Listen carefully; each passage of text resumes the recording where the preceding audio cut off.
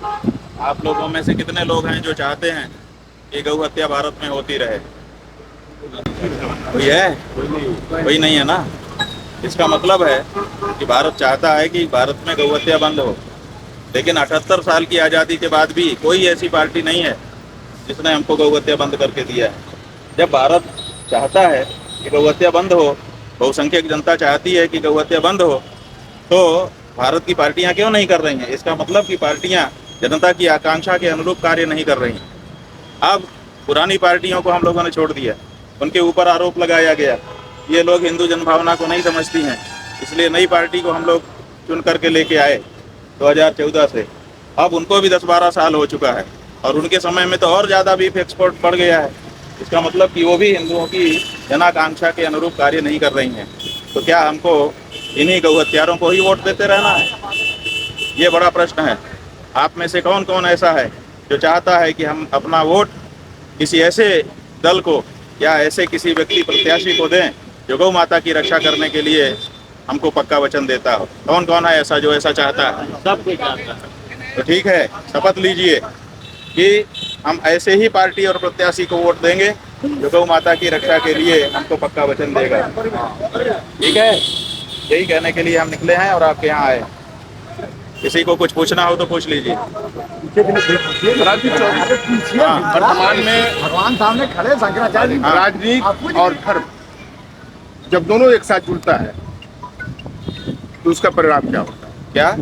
राजनीति से जब धर्म राजनीति जुड़ और जाता धर्म है, जो है दोनों कल्याण करने के लिए, जीव का, व्यक्ति का कल्याण करने के लिए चले हुए कार्य हैं।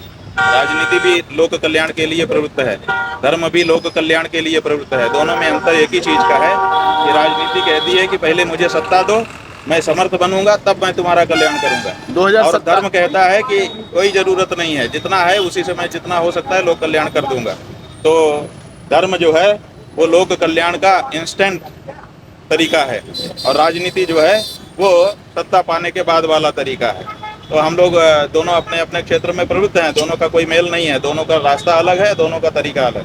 भरत जी, कल एक बड़ा स्टेटमेंट आया, जो सत्ता है उसके जो आइडियोलॉग है आरएसएस के, उनके पोते ने कहा डॉक्टर सावरकर के कि गाय कोई जानवर है, कोई भगवान नहीं है। इस स्टेटमेंट पे आप क्या कहें? ठीक है, किसी का ऐसा विचार हो सकता है, हम कहाँ मना कर रहे हैं, लेकिन हमारा ये विचार है कि हमारे 33 कोटि देवता उसी में निवास करते हैं, इसलिए जैसे उनका अपना विचार है वैसे हमारा भी विचार है। अब सवाल यही है कि दो विचार हो गए, एक कहता है कि केवल पशु है, इसमें कुछ खास नहीं है, और दूसरा कहता है कि इसमें सब कुछ है। तो दोनों विचार हैं। अब ये गिनना यही है कि ज़्यादा विचार किस पक्ष में है। तो ज़्यादा लोग जिस पक्ष में होंगे लोकतंत्र में वही होना चाहिए। तो ज़्यादा विचार भारत में यही है कि गाय जो है हमारी माता है और 33 कोटि देवताओं का निवास स्थान है, इसलिए वही होना चाहिए। उत्तर प्रदेश में वर्तमान में तमाम महिलाओं की हत्या हो रही है, अन्य भी हत्याओं का सिलसिला बहुत ज़्यादा है, बलात्कार का सिलसिला बहुत ज़्यादा है। क्या कहेंगे महाराज जी? इसमें कुछ कहना है? भाई, ये घटनाएं अपने आप में इस बात का प्रमाण है कि जो सत्ता है वो असफल हो रही है।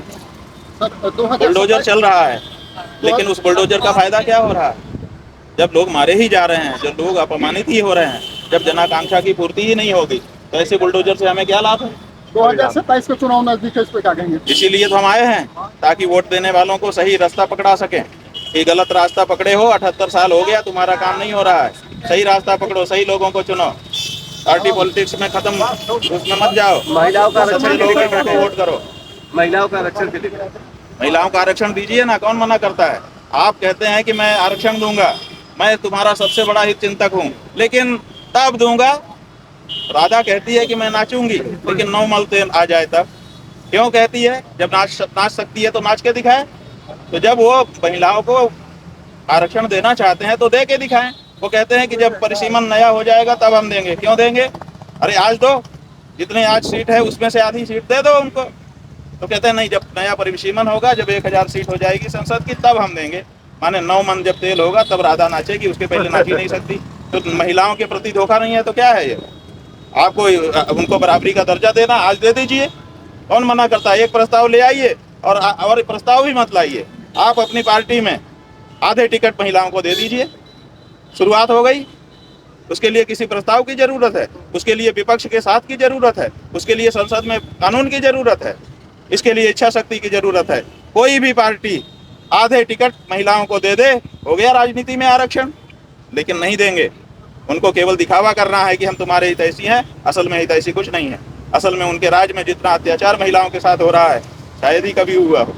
महाराज जी, चौरी चौरा की पावन धरती पे आए हैं, ऐतिहासिक धरती पे आए अरे हैं। भैया, यहाँ से क्या कहना धरती है, यहाँ हम से कुछ चाहते हैं कि यहाँ के लोग गौ माता की रक्षा के बारे में निर्णय करें, चर्चा करें, और चौरी चौरा का जो कांड हुआ था किसी समय, फिर से गौ माता की रक्षा के लिए यहाँ से जो मुहिम जागे, उसके लिए फिर से चौरी चौरा ताजा हो जाए। आपका यात्रा कहाँ से कहाँ तक चलेगा? हमारी यात्रा गोरखपुर से निकली है, 403 विधानसभा क्षेत्रों में घूम करके 81 दिन के बाद फिर गोरखपुर आ रही है। धन्यवाद। महाराज जी, मतलब किसको तब दिया जाए, भाजपा जैसे? अरे भाई, किसको दिया जाए, इसका मतलब ये है कि आप गलत को ही चुनना चाहते हैं। तो आप जो है सच्चे को चुनिए। हम कह रहे हैं तो कि पहला एक शर्त लगाइए कि जो गौ माता की रक्षा करेगा हम उसको वोट देंगे। आए ना कोई जिसको जो कहे, भाजपा कह देना कि हम करेंगे गौ रक्षा, उसको दे दीजिए। लेकिन वो कहाँ कह पा रही है? वो तो गाय को माता नहीं कह पाई। 40 दिन का समय हमने दिया था मुख्यमंत्री को कि 40 दिन में आप गाय को राज्य माता घोषित करिए, कर पाए? जब गाय को माता तक नहीं कह पा रहे हैं तो वो बाकी क्या करेंगे? इसलिए ये जो असलियत है उनकी, वो जनता के सामने आनी चाहिए, और इसी के लिए हम निकले हुए हैं। और जनता में से किसी को कुछ पूछना है?